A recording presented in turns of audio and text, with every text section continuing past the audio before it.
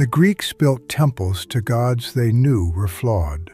They prayed to gods who lied, cheated, and abandoned them. They made offerings to gods who started wars over wounded pride, who punished innocent people for sport, who broke every promise they ever made. And they kept praying. Not because they were naive, not because they did not notice, because the gods were not meant to be perfect. They were meant to be real. This is the story of the Greek gods. Not the sanitized version from school textbooks, the real one, messy, violent, deeply human, and 3,000 years old, and still, somehow, everywhere. In the beginning, there was nothing, or rather, there was chaos. Not chaos as we understand it, not disorder or confusion. Chaos in the Greek original sense, a void, an emptiness, a yawning gap before anything existed. And then, from that nothing, things began to emerge. Gaia, the earth; Uranus, the sky; darkness, night; light, love. Not created by anyone, simply arising, as if the universe itself was waking up and deciding what it wanted to be. This is how the Greeks understood the beginning of everything. Not a single god creating the world from above, but a world creating itself from within. Forces emerging from emptiness, the universe building itself piece by piece. From Gaia and Uranus came the Titans, enormous, powerful, ancient beings who ruled the world before the Olympians existed. The greatest of the Titans was Kronos, and Kronos was afraid. A prophecy had told him that one of his own children would overthrow him. So Kronos did what powerful people who are afraid always do. He tried to eliminate the threat. Every child his wife Rhea gave birth to, Kronos swallowed whole. Hestia, Demeter, Hera, Hades, Poseidon. Each one swallowed the moment they were born. When the sixth child came, Rhea had had enough. She wrapped a stone in cloth and gave it to Kronos instead. He swallowed the stone without checking. And the real child, hidden away on the island of Crete, grew up in secret. His name was Zeus, and the prophecy was about to come true. Zeus grew up, returned, forced Kronos to release his siblings, fought a 10-year war against the Titans, and won. The Olympians took power. Zeus became king of the gods, and then, almost immediately, he started behaving badly. Zeus was the king of the gods, the lord of thunder, the ruler of Olympus. He was also spectacularly unfaithful to his wife. He pursued mortals and goddesses alike. He transformed himself into animals, into golden rain, into other people, all in service of desire. His wife Hera, goddess of marriage, defender of the family, spent most of her time furiously punishing the women Zeus had pursued, women who had often had no choice. This is the part that makes modern readers uncomfortable. The Greek gods were not moral authorities. They were not examples to follow. They were not even particularly nice. Hera punished Io, a woman Zeus had desired, by transforming her into a cow and setting a monster to torment her for eternity. Io's crime was being beautiful and being noticed. Athena punished Medusa for being assaulted in her own temple. Poseidon drowned sailors on a whim. Apollo sent plague to entire cities over wounded pride. And yet, the Greeks prayed to all of them, built temples to all of them, made offerings to all of them. Because here is what the Greeks understood that we sometimes miss. The gods were not there to be moral examples. They were there to explain the world. Why do bad things happen to good people? Because the gods are not just, they are powerful. And powerful things do not always behave justly. Why does love cause so much suffering? Because Eros, the god of love, is a child with arrows who shoots randomly without caring where they land. Why do our best plans go wrong? Because the gods have their own plans, and ours are small compared to theirs. The Greek gods did not make the world fair. They explained why it isn't. The Greeks did not just have gods, they had heroes. And Greek heroes are not like modern heroes. Modern heroes win, they overcome, the story ends well, justice is served. Greek heroes suffer, not as punishment, not as failure, as the price of being extraordinary.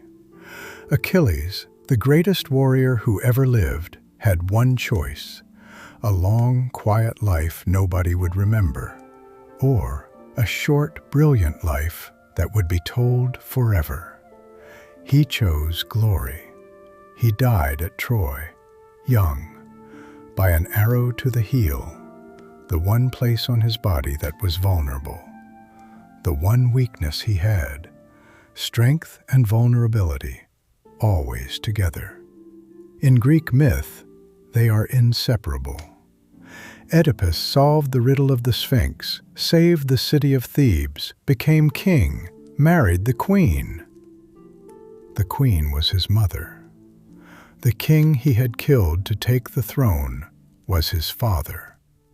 He had not known. He had tried to escape the prophecy, and in escaping, fulfilled it. When he understood what he had done, he tore out his own eyes. Not because he was punished, because he could not bear to see. And Odysseus, the cleverest man alive, who finally ended the 10-year war with Troy using a wooden horse, spent 20 years trying to get home. 20 years. Monsters, witches, gods working against him. The man who won the greatest war in Greek history could not find his way back to his own island.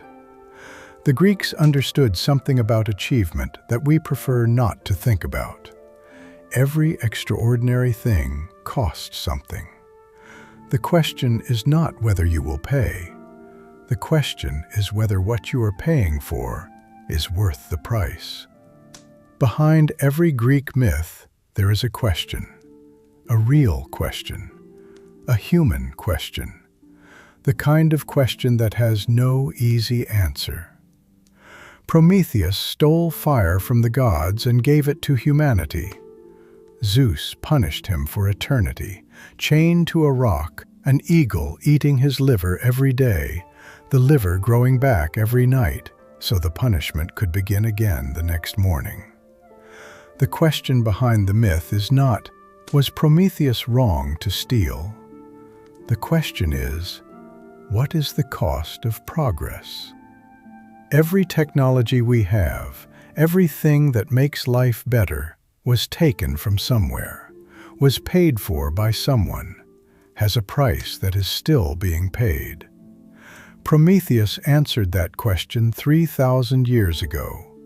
He paid it himself. Pandora was the first woman, created by the gods, sent to humanity as a gift. She came with a jar and was told never to open it. She opened it. Out came everything terrible: disease, war, famine, suffering, all the evils that plague humanity. And at the very bottom of the jar, one last thing: hope. The Greeks put hope at the bottom of a box full of evil. That is not an accident. That is a statement. Hope is not separate from suffering. It lives alongside it. It is the last thing left when everything else has escaped. It is the thing that keeps us going when it probably should not. These stories are not fairy tales. They are philosophy. The Greek gods officially died in 391 AD. The Roman Emperor Theodosius declared Christianity the official religion of the empire. The temples were closed. The offerings stopped. The priests were dispersed. The gods of Olympus, who had been worshipped for over 1,000 years, were declared false. And yet, every therapist who talks about a narcissist is using a word that comes from Narcissus, the Greek boy who fell in love with his own reflection and wasted away staring at it. Every person who talks about an Achilles heel is quoting a Greek myth. The word music comes from the Muses, the word chaos from chaos, panic from Pan, the god whose terrifying appearance caused sudden irrational fear. Psychology itself takes its name from Psyche, a mortal woman in a Greek myth who had to complete impossible tasks to be reunited with the god she loved. Sigmund Freud named his most famous theory after Oedipus. Joseph Campbell, who influenced every screenwriter in Hollywood, built his entire theory of storytelling around Greek and other ancient myths. The hero's journey, the mentor, the threshold guardian, the descent into darkness, and the return. Every Marvel film, every Star Wars, every story about a hero who loses everything and must find themselves again. Greek myth. The gods of Olympus were not killed in 391 AD. They were translated into psychology, into literature, into cinema, into the stories we tell each other about who we are and what we are capable of. They are still answering the same questions they were always answering. Why do we suffer? Why do we love people who hurt us? Why does the universe not seem to care about fairness? The Greeks did not have answers. They had stories. And it turns out, that was enough. And that is the story of the Greek gods. Not perfect beings on a distant mountain, but jealous, brilliant, petty, loving, cruel, generous, completely human gods who happened to be immortal. The Greeks built temples to them not because they trusted them, but because they recognized them. They looked at the gods and saw themselves, magnified, amplified, stripped of excuses. That recognition, that is what made the myths last. Not the monsters, not the magic, not the drama. The honesty, the admission that the world is unfair, that love hurts, that strength always has a weakness, that even heroes pay, and that at the bottom of every box full of terrible things, there is still hope. Leave a comment below.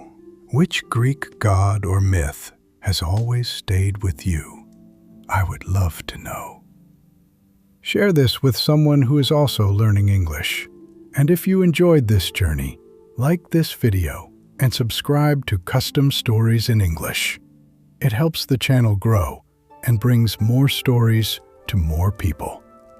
It was a pleasure to be with you today. See you in the next one.